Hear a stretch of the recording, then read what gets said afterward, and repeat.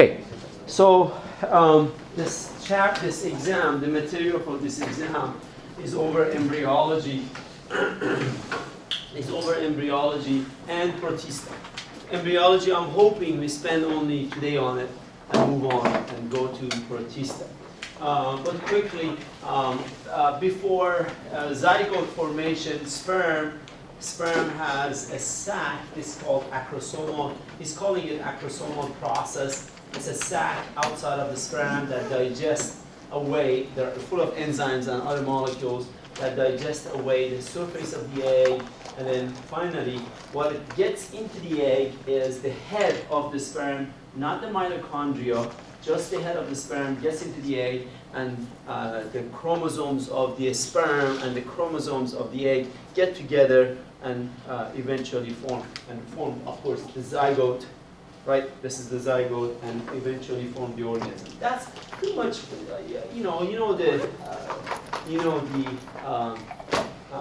the rundown that many sperms, about 1,000, in case of human, about 1,000 or so attack an egg, and only one of them gain access to get inside of the egg. So that's what they say. Okay, and then of course these are the stages of development that I was talking about. Sperm enters the egg, and then the name of the process is called fertilization. Fertilization. On your list of the questions at the beginning, I gave you a whole bunch of terms, and I said, what are the definitions of the following? Is that right? The first question for exam number 2, it is, what are the following terms? And one of them is fertilization. Fertilization is the process of sperm entering the egg.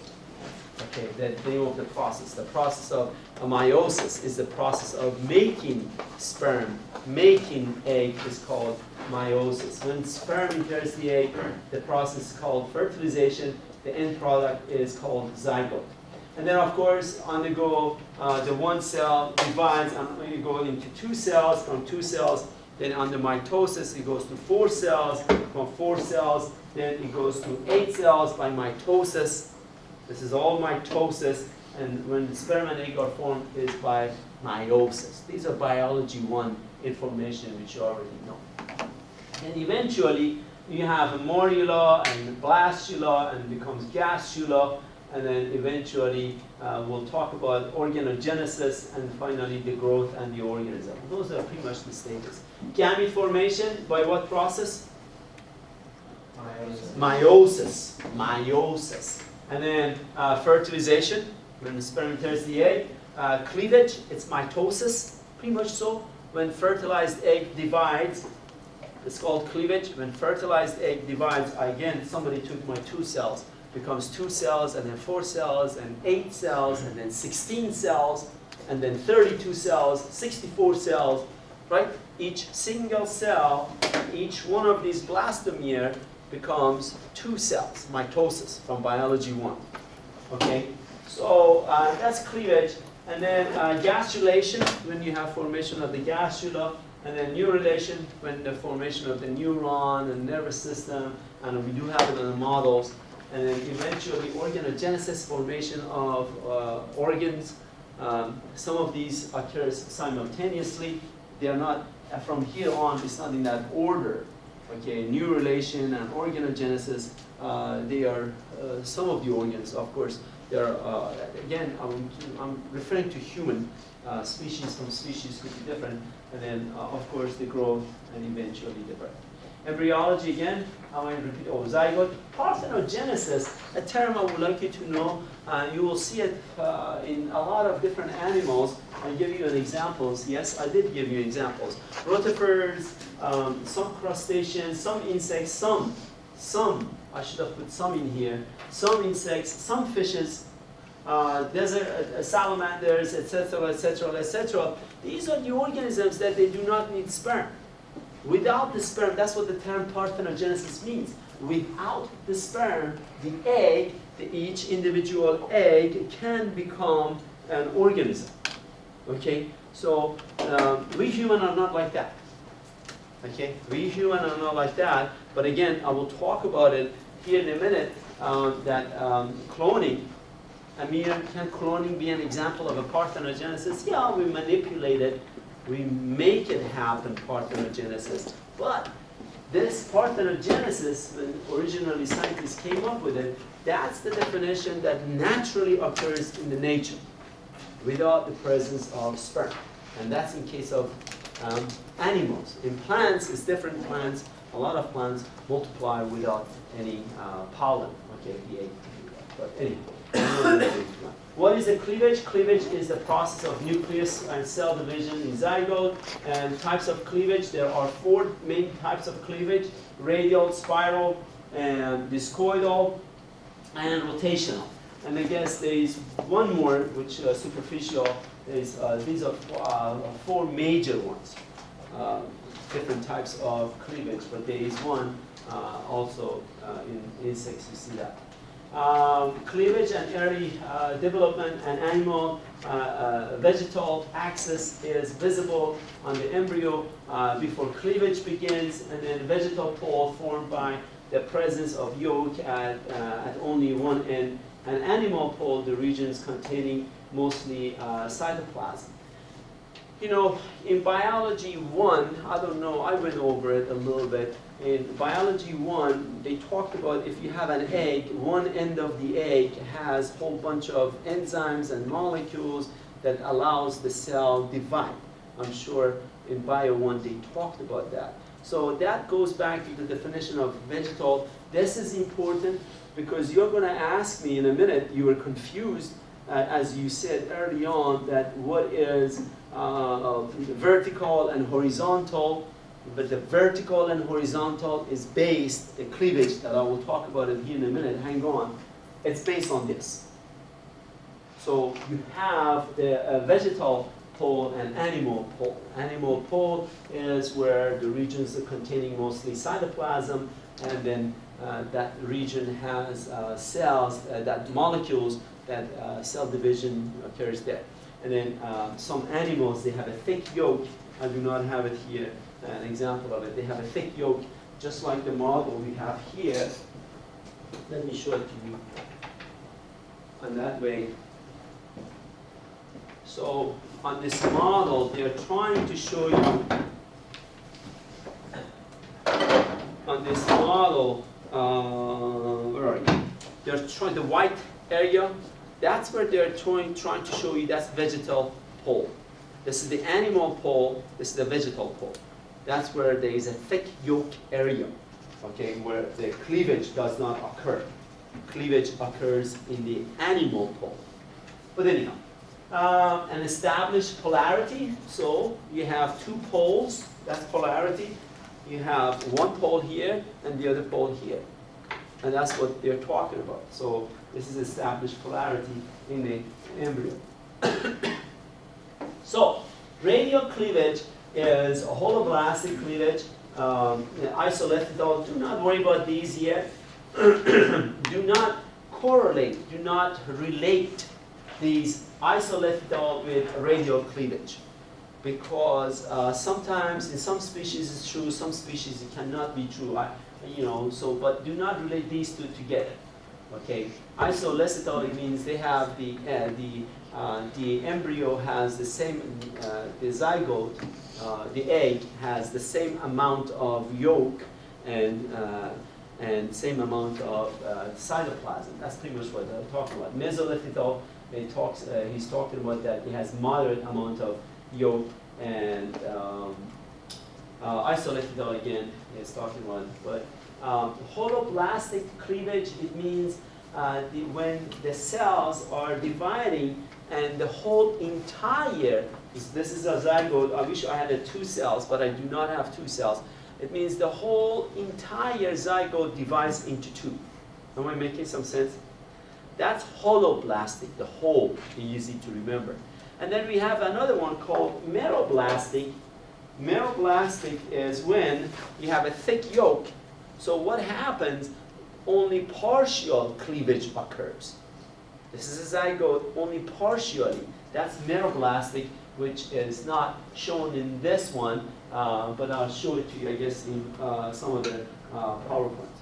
But anyhow, I will go ahead I will go ahead and talk about, give you what is spiral and radial in a minute. Spiral, here we go. This is great. The first two planes of cleavage are vertical and produce blastomere of equal size. So if you have, let me erase this a little bit so I can draw it on the board. Hey, stop, please. Boy, I'm not good at this. Not fast enough, huh? Okay, so I can write it down here. The first plane of cleavage are vertical and produce blastomere, vertical. So you have a zygote. The cleavage occurs vertically, like that. That's vertical. And how do you know this is a ball, Amir? How do you know this is vertical? Again, it goes back to your animal pole, right? Animal pole and your vegetal pole. It goes back to those. Okay, so if I know where my animal pole is and vegetal pole is, so that's a vertical line. Okay, so blastomeres of equal size, yeah, and the third cleavage is horizontal. So after the first one, this is spiral cleavage.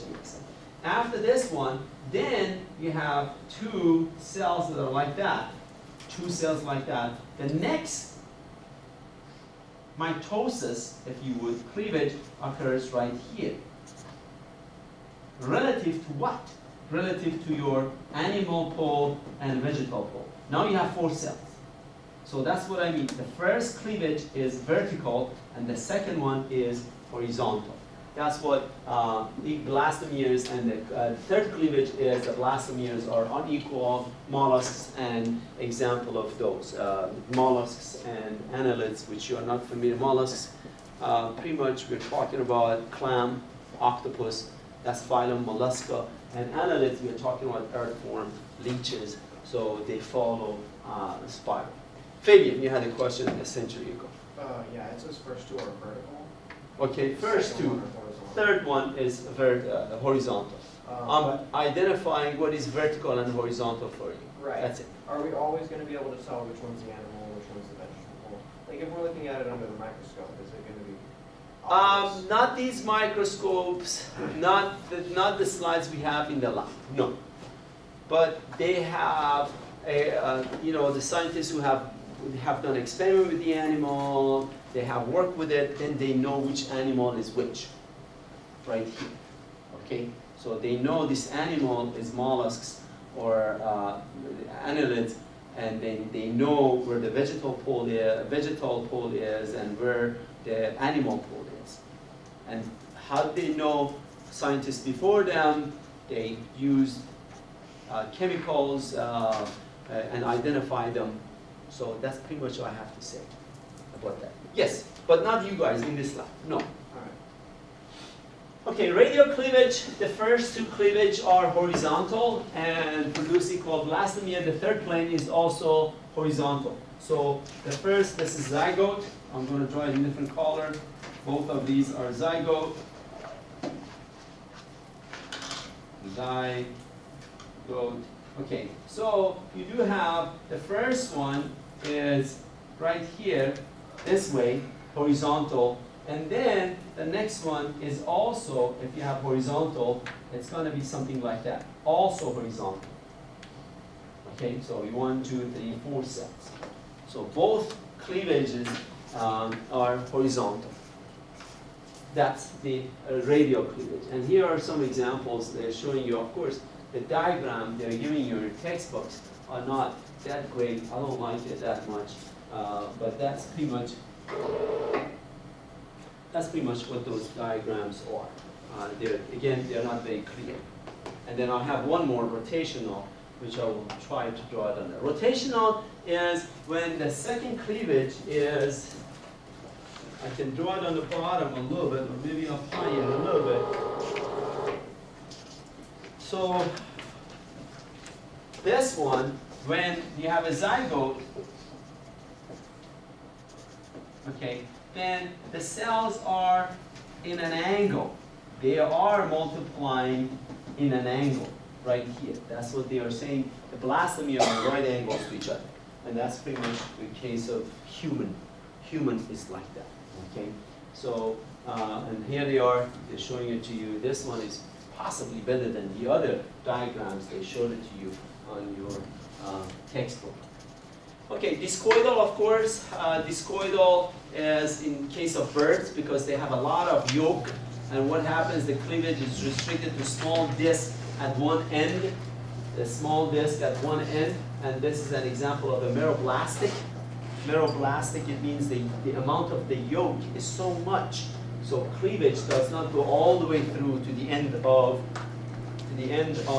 the cells, the zygotes and the cleavage, the 2 cells, 4 cells. So that's what a meroblastic means, discoidal. And then the other cleavage, this is the one that I got from your textbook, superficial, which most insects are responsible for that, right? So what is superficial? Yolk is on the center, and cleavage is in the surface. An example of the arthropods. That's what Fabian and his groupmates talked about. Okay, protostome and deuterostome animals. Proto, based on your prefixes, it means first, right? First, and stome, it means mouth. Am I making some sense? Protostome and deuterostome. Deuterostome, it means mouth, and deuro, it means second. And what does that mean? Okay, let's go over that. Again, I'm giving you different type of yolks. We'll talk about protostome and deuterostome here in a minute. Isolithical, starfish and human. Isolithical, it means same amount of yolk as the cytoplasm. Mesolithical have moderate amount of yolk. Telolithical, they have a lot of yolk, like birds. And centrolithical, the yolk is usually in the middle of the sac. That's pretty much what we're talking about. Blastula is a hollow mass of cells. Hollow, they cut it for you in half. This is a mass of cells that inside of it is hollow. This is a blastula. Hollow, which inside of it is fluid filled. It's not full of air, no. It's a hollow, yes, but what is inside of it is a fluid. So the definition should be a fluid-filled hollow, something like that. Okay, so fluid-filled. As a blastula is a hollow mass of cell. And then blastocele, that's what this is. If I have a piece of tape here, what is the name of structure? Right in the middle. If I want the name of that structure is blastula, what I want the name of this structure right here is called blastocele. Am I making some sense? It's a blastocele. So, and then what is gastrula? Having 2 layers of cells with an opening, invagination. Again, I will talk about that when the cells after blastula, if you would, after blastula, you have gastrula. When the cell starts invaginating, that's what it means. They start folding inward. That's what invagination means. When the cell starts invaginating, then it's called a gastrula. So, our kentron, by definition, it means embryonic gut. The gut of the animal is called embryonic gut. Coelomic vesicles, and I will talk about that at the end. You might have coelomic vesicles, and I will go over that. Now, gastrula is an embryo and it has 3 germ layers, and these are a brief summary of 3 germ layers. Animals that they have 2 germ layers, usually ectoderm and endoderm, they're referred to as diploblastic animals. Starfish is an example of a diploblastic animal. You all know starfish, you all seen starfish, you all know what starfish is. I'm using some examples. If I say hydra, you possibly don't know what hydra is. You never heard of it, but you know starfish is. Okay, so did they say starfish? Jellyfish, sorry about that. Starfish is triploblastic. Jellyfish, did I say starfish? Jellyfish. Jellyfish is an example of a diploblastic animal. Jellyfish is an example of diploblastic animal. And then triploblastic animals, human, starfish, arthropods, most animals in animal kingdom are triploblastic. We don't have too many examples of diploblastic. Triploblastic, it means they have all 3 germ layers. Diploblastic, They have two germ layers. Germ layers, ectoderm, endoderm. Okay? Know the fate of blastopore in protostome and duostome animals, which that's how I'm going to talk about that. Fertilization, zygote. Oh, these are the main stages for human. I should have said human. Main stages of development in human. You have fertilization. I guess today is, coincidentally, it's Valentine's Day. Is that right? For fertilization. I hope not a whole lot of them occur today. I don't know what would happen. And then for you guys who are not married, if it is happening, I feel sorry for you for the rest of your life. Is that right? It's too early, but for you guys, you're not ready for that stage yet. Or, you know, it's Valentine's Day. I hope you don't become stupid. Is that right? Because you might end up with something you don't want for the rest of your life. Either a kid like me, or, God forbid, an STD. I have to lay it out flat for you guys, right? You don't hear that from your mom and dad. You should hear it from me. We talk about it on Valentine's Day. What a coincidence. Valentine's Day and talking about embryology. Talking about fertilization and zygote. Oh boy, shish kebab. So anyhow, so this is in case of morula, would be up to 4 days or so. Blastocyst. In case of human, I guess we human are prejudiced. The rest of animal kingdom, they call it blastula, but we human call our blastula blastocyst. Blastocyst and blastula, same thing. However, the rest of animal kingdom is blastula, and we all call ours blastocyst. Same thing. This is it, right here. A ball of cells, which inside of it is hollow. Okay, so then you have gastrula when the cell starts invaginating. In case of human, and then that happens within 8 to 10 days. Embryo, 8 weeks, and after 8 weeks to 9 weeks and onward to birth is about, they refer to it as a fetus. And we will not go over the stages in human. Okay, let's go over this. There are a sequence showing formation of the 3 germ layers. Okay, I will go over this in a minute, but let me identify on this PowerPoint, on this slide, let me identify what is a protostome animal, what is a duostome animal. Okay, so you have, they're both protostome and duostome animal, they have zygote, morula. Morula is a ball of cells, which inside of it is not hollow, right here. After morula, then you have blastula, then you have a ball of cells, and remember, the cells are dividing and dividing and dividing and dividing. They're same size as the egg, the fertilized egg, zygote. Aren't they the same size? But look at the size of the cells, the size of blastomere. These are bigger than these guys, right? Am I making some sense? So what happens after, what this happens here after blastula, which all animals have blastula, then you start having gastrula. Gastrula is when the cells, some of the cells starts moving inward. They call this invagination. If this and this invagination keep happening and keep happening, like this, you guys see that? It keep dividing right here. It keeps the cells keep dividing and dividing and dividing and dividing, and this tube, if you would, it will meet the other end of the embryo, if you would, the gastrula. Okay, so the cells invaginate right here, and invaginate, and they go forward until they meet the end. Now, they looked at this. Fabian is going to ask, how do you know, Amir? The scientists follow it, tracked it, and they gave us the information. They followed this opening. If that opening eventually becomes the mouth of the animal, the first opening, this becomes the mouth of the animal, they call that animal a protostome animal. And of course, if this becomes the mouth, and that becomes anus, right? This is a tube, digestive tract, archenteron, gut. Embryonic gut is called archenteron. Okay, so this, if this becomes mouth, then that animal is protostome. If this opening becomes anus, and that opening becomes mouth. That animal is deuterostome. Now you know the difference between protostome and deuterostome animal.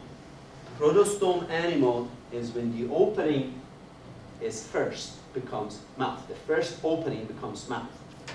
We human are not protostome. We human are what? Deuterostome. This opening in human becomes anus. And that opening becomes mouth. Is there any question? That's the main difference between protostome and deuterostome. So protostome is if it becomes the Mouth. Okay. The first opening, the first blastopore, we call this a blastopore. This blastopore, pore it means what? Pore, P-O-R-E. I'm telling my daughter to work on your vocabulary. My vocabulary is not great, but I tell her, please work on your vocabulary, that you don't go through life the way I went through it. Pore it means what? Pore? Hole. Yeah. Come on, guys. You're in college. You should know what that means. Okay, pore, it means that opening right here, that pore, it's not a complete hole, but it's the beginning of the pore, right? It is your blastopore, right? Blastopore becomes mouth. That's protostome animal. Blastopore becomes anus. That's deuterostome animal. You see the quiz questions for next Thursday? Is that right? Today is Tuesday, right? Veterans Day. Not Veterans Day, I'm sorry. Valentine. There are so many V's. I get my V's all mixed up. Veteran, Valentine. Oh, President Day is coming up, right? We should celebrate that.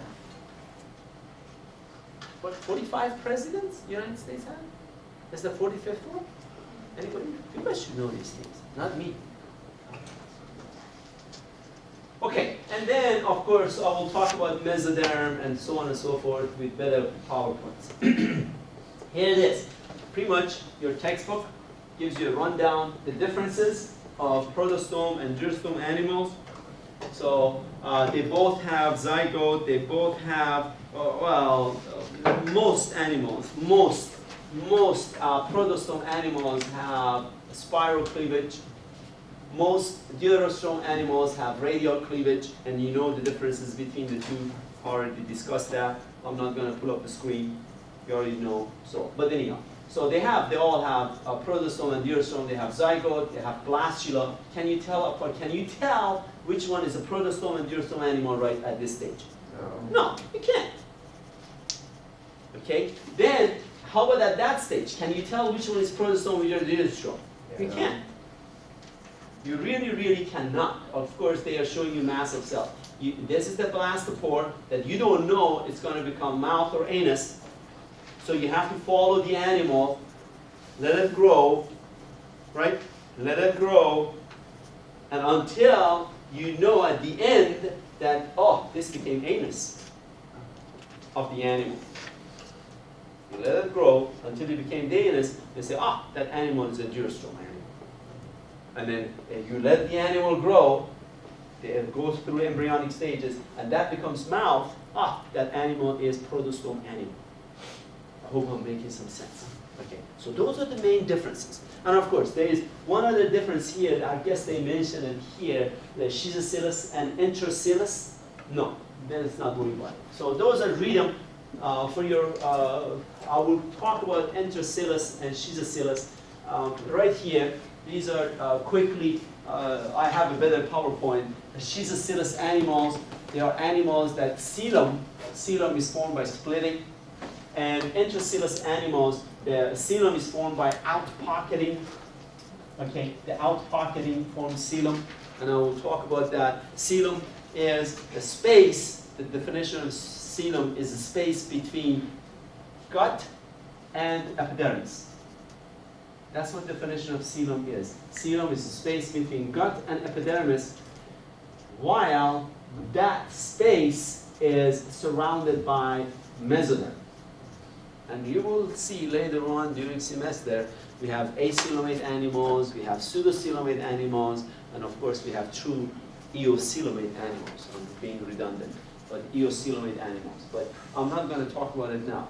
Let's not worry about it now. But as long as you know how coelom is being formed, that's the key things for later on that we're going to discuss later on during the semester. So, schizocilus, schizo it means split, and intracilus it means out pocket.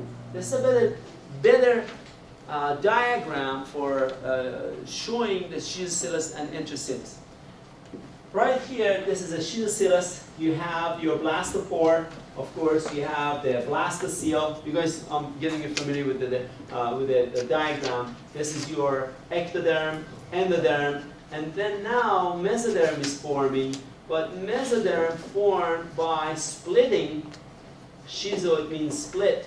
The cells are splitting like this, and then eventually they form a pocket. They form coelom, which coelom is surrounded by mesoderm layers. Am I making some sense? So this diagram would be cutting the animal from cross section and looking from top. Am I making some sense? You cut the animal through here, and then you're looking from top. Right there. And then this one, you're cutting it kind of longitudinally, or maybe cross section, either one. Intracilus animals. Watch what happens, Nicole, watch what happens with intracilus animals. In intracilus animals, you have blastopore, and of course, invagination is occurring. You do not have these cells that split from here. You do not have that in intracilus animals. Not splitting. What happens at the end of the archenteron, you have out-pocketing. They call this out-pocketing formation. And then each one of these will separate. And of course, you have then coelom surrounded by mesoderm. When the out-pocketing is formed, so your mesoderm. Now you know the difference between schizocilus and intracilus animals. Of course, based on the diagram, I showed it to you guys. In animal kingdom, most animals that are protostome, they are schizocilus. Most animals that are deuterostome, they are intracilus. However, there are exceptions. You read it. You came to the class prepared, I hope, right? Human, the vertebrates are an exception. They are some vertebrates. They are protostome animals, but they're deuterostome animals, but they're schizocilus. We human are. We already talked about this. We are deuterostome. We are deuterostome animals, but we are schizocilus. But that's not the case in animal kingdom. In animal kingdom, most animals are. If the animal is deuterostome, it is intracilus. Starfish. What is an example of that? Starfish. Starfish is deuterostome, is intracilus. Most of the animals, arthropods, we are going to discuss. Insects, they are protostome animals, and they're schizocilus. But again, we human, the vertebrates, some of them, most of them, are deuterostome, but they're schizocilus. Fabian, you had a question on that? Yeah, in the schizocilus cells, can you go back to the last slide? Go ahead, shoot it. Where do the mesoderm cells split from? Are they coming from the ectoderm or Right the here. endoderm? Yeah. No, they're splitting either from ectoderm, endoderm, either one of them. The cells split from right in this area. Yeah. Here, definitely they split from the end of the endoderm. They come from endoderm. Okay. A mosaic. The most deuterostomes are regulative sea urchins, and an example of that. What happens if a mosaic model is when you split the cells, you separate blastomeres like this, and then at the end you have defective larvae. Okay? When you have 4 cells like this and you separate them, then each one of these will become a defective larva. And that type of animal is called a mosaic animal, like mollusks. But sea urchin, the regulative animals, most urostrom animals are like that. When you separate the cells like that, when you separate all 4 cells, then each one of them similar to human identical twins. That's something, it happens in case of human, you have a zygote identical twins, not fraternal twins, identical twins. So when you have a zygote, the 2 cells separates, and the 2 cells, eventually they will go through morula, blastula, and that's why they are identical. They call them identical twins. So in laboratory, if you take a 4-cell stage and separate them, then eventually all 4 of them. Of course, this has to be at early on. You cannot let it go. You cannot get to, like, for example, 32 cells and then divide the 32 cells. Okay, you will not get that. But at about 4, maybe 8, some species, you separate them, and that's called normal log, and that's regulative, mosaic. Those are some of the things. Metamorphosis, sharp changes in embryonic development. For example, you have in arthropods, you see that in arthropods, you have the egg fertilized, then you have a larva, then you have a pupa, you have adult. The adult does not look like, that's what they call it, metamorphosis, does not look like pupa, and pupa does not look like larva, okay, and larva, of course, does not look like anything like the egg. So that's what they call it, metamorphosis, and you see that in animal kingdom. We human are not like that. We human do not go under metamorphosis. As soon as we are an embryo, the embryo stages are similar to human. Okay, embryo fetus stage is similar to human. So we will not go under, we human do not qualify for metamorphosis. I hope your mentality, that's all I always say, your mentality, the way you think, your thoughts undergo metamorphosis. When you were a kid, I don't know, you were thinking about your toys, I guess your doll, and now you're thinking about going to medical school. So that's, your thoughts are going through metamorphosis, and I hope you do that. Okay? And keep doing it. That's not the end of it. Your metamorphosis, your thoughts, metamorphosis should always improve upon yourself. And of course, hopefully you improve the society, Jonathan. I hope. Okay, so great. We're getting toward the end. Blastula is becomes gastrula, and these are the 3 germ layers. We already discussed it this morning. I expect you to know that. I hope. Ectoderm becomes epidermis and associated structure, hair, nails, brain, and nervous system. They all come from ectoderm. And then your mesoderm, notochord, is a flexible rod, and then you will see that at the end of semester. Okay, so, and then your bones, your dermis, the inner, you all know what dermis is, you all know what epidermis is. We already talked about all of that. You already know these things, the difference.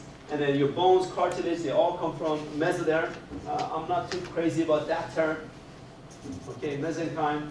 And secretory system, heart, blood vessels, they all come from mesoderm. Somites, muscles, excretory system, outer covering of internal organs, they all come from mesoderm. And then endoderm, your inner lining of your GI tract. GI stands for gastrointestinal tract, GI tract, or sometimes I ask in an exam or quiz, alimentary tract. They call it alimentary tract. And I say, Amir, what does that mean? I don't say, I don't know. But anyhow, glands including liver and pancreas, and inner lining of respiratory. Not much. I have farther to say. These are the parts of the brain, the development of the brain, and then again, it's called 3, 5, 10. And most of these parts you're familiar with, not these. When we look at your chick slides, we have chick slides in here on the dissecting scope. I will go over that with you guys in a minute, how to look them up. Then you should be able, you will find these structures. You will find either prosencephalon, telencephalon, diencephalon, mesencephalon, metencephalon, myelencephalon, and so on. Rhombencephalon, you will find these. Okay, and then these you already studied in the last exam material. So this becomes that. This becomes midbrain. Rhombencephalon becomes your cerebellum, pons, and medulla oblongata. Okay, so you already studied these things, and I think you can answer any quiz questions. Amniotes and amniotic fluid. Reptiles, birds, and mammals have amnion, and the reason for amnion, fishes do not have amnion. The reason for that, when the animals moved to land, there was no water to protect the egg.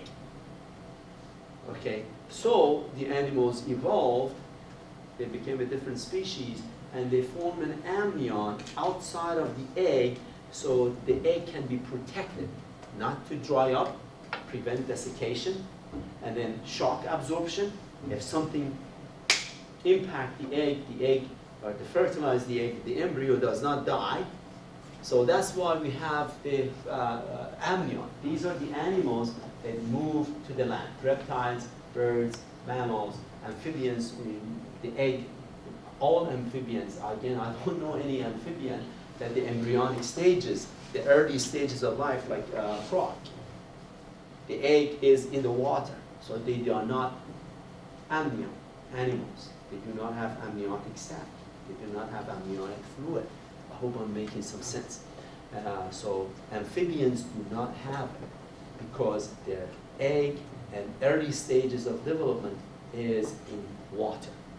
But anyhow, and then reptiles, birds, and mammals, chorioallantoic membrane, which the chorion and allantois, they are combined together later on during development, is called chorioallantoic membrane. Amnion is a sac full of water. Allantois is a portion of the embryo that exchange of gases occur, and food and nutrient. It's very vascularized, if you would, has a lot of blood vessels. And then chorion, again, another layer for protecting the animal. And then later on during development, these two become one. That's what they call it, chorioallantoic membrane. Allantois and chorion become one. Right here is showing you allantois. Here is a yolk sac, embryo, shell of the egg. So these animals developed a thick shell, of course, except the mammals. But these two developed a shell, just like a shell of a fish's egg and amphibians' egg. They do have shell, but inside of the shell, the structure is a little bit different than amphibians and fishes. Okay, so chorion, here is another layer, two layers, amnion and chorion, to protect the embryo. Formation of the coelom. Formation of the coelom either by schizocilus, intercilus. Advanced chordates form schizocilus. I already talked about that. Nothing. A little girl went up to his father and asked, "Dad, where did I get all of my intelligence come from?" And then the father replied, "Well, it's a Valentine Day, right? Today is Valentine, not veteran. Well, you must have got it from your mother, because I still have all of mine." You know that is not true, right? You know, half of you is from your father. Half of you is from your mother, right? Where did all of your mitochondria came from? Where are your mitochondria from? Half of you, considering that half of you is from your father and half of you is from your mother, where did your mitochondria come from? From your mother. We just talked about it. All of your mitochondria is from your mother. You got none from that. I didn't design it. The one who designed it, go grab his collar. That's discrimination, Amir. Yeah, I guess. I don't know. Go grab his collar or her collar or whoever collar. Don't grab my collar. Right? Am I making some sense? It's not my fault. You know, some of the things Fabian is going to ask me, Amir, why is that, Amir? I don't know. I just said it. Sperm loses the mitochondria and tail, just the nucleus of the sperm gets into the egg. Are you ready? Jonathan, shall we rock and roll? I'll play some rock and roll for you. Were you here for the cars, son? No? Cars? Let the good time roll? No, you were not. You missed it. Not my fault. At the end of semester, I may say, you never showed us good time. I did. I did show you good time, but you were not here. It's not my fault. Okay, so cloning. This happened in 1990, I'm getting fuzzy. 19, I should not forget these dates. 1997, 1996, 97. 96, 97, something like that. I was here in Stockton. I should have known better, but anyhow. Before that, scientists were trying and they were successful with amphibians, but no mammal. No mammal was cloned until 1997, 96, whenever it was, in Scotland. Okay, so what they've done, I'll tell you what they've done, and hopefully, I'll tell you, we discussed it already a little bit, and hopefully, we'll let you know what is being done as we speak, right now in the laboratories across the world. All over. It's happening all over. It's not only Scotland. It happens all over. All the way from Korea to, I don't know, to Africa. They're doing it in laboratories now. Okay, so what happens, they took let's say a white-headed sheep, okay, and then they took the mammary cells from that sheep, and that's what they call this sheep, eventually, they call this sheep Dolly, because of Dolly Parton, the country singer. She has big mammary glands, so the scientists were wondering, well, we are going to become famous, what shall we call this sheep? They called it Dolly, because of Dolly Parton, the country singer. So they took the cells from mammary gland of that sheep, and of course they had all of the chromosomes. Did I mention? Yes, 54 chromosomes. Sheep has 54 chromosomes. So these had all 54 chromosomes. Am I making some sense? And then they took a black-headed sheep, and they took the egg out. And the egg has how many chromosomes? How many chromosomes does the egg has? Huh? Anybody?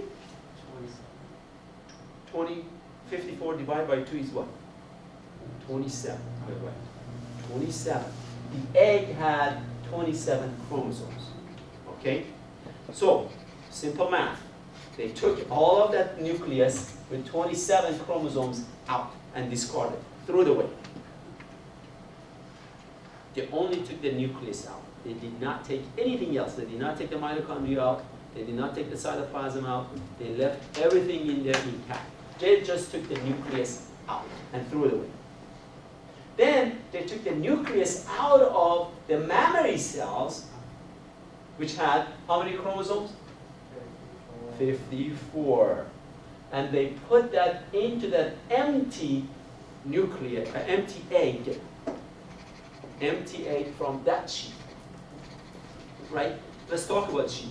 How many chromosomes you guys think is in the sperm of a sheep? 27. How many chromosomes in the egg of sheep? 27. Combined together is how many? 54. That's where these mammary cells and all of the cells of that animal, all of the cells. You say, Amir, they took the mammary cells, could they take the cells from liver? Yeah. They could take the cells from liver, they could take the white blood cells, they could take any cell they wanted. But they decided mammary cells is easier to reach. So let's take the cells Hernandez from mammary cells. Okay? So they put that, with the technology, they put that nucleus, not the cell. Nowadays they're putting the whole entire cell in here. They have the ability to do that. Okay? But they took the nucleus out and put it inside of that empty egg. Am I making some sense, everybody? And then, of course, they gave it a shock. This is a theory, it's not very well researched. Well, it's researched, but they cannot prove it. They say, scientists say, that when sperm enters the egg in the fallopian tube of human, there is a shock. The egg wakes up. Now, what kind of shock? That is electric shock or a chemical shock, a salt shock. They're doing all sort of shocks nowadays. But the shock they used in Scotland in 1997, 1996, it was an electric one. Then they were successful. The egg became 2 cells, 4 cells, 8 cells. Blastula, they take that early embryo, blastula, and they used a black-headed sheep, same sheep, and they put it in the uterus of that sheep, and then the gestation period is 152 days. 152 days, this animal, the white-headed sheep, was born. That sheep was 95, they call it 95, 96% similar to that sheep. And why is that? We already discussed the answer.